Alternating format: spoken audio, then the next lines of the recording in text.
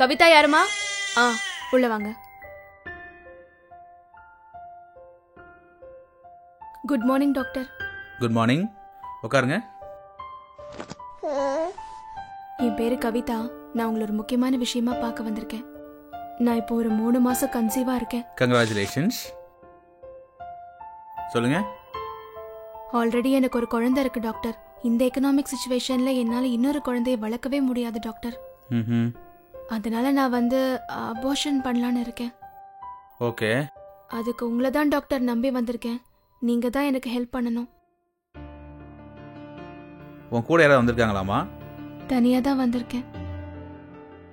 Husband வரலையா உங்க கூட? ஹஸ்பண்ட் வெளியூர்ல இருக்காரு டாக்டர்.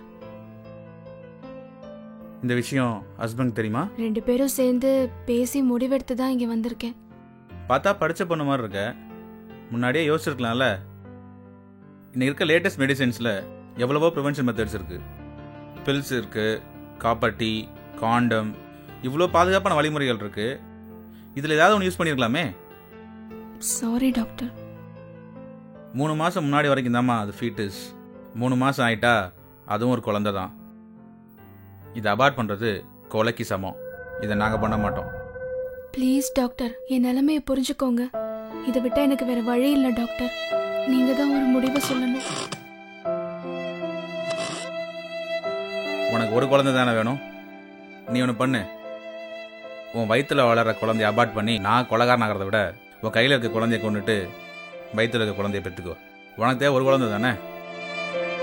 நீங்கள் போகலாம்.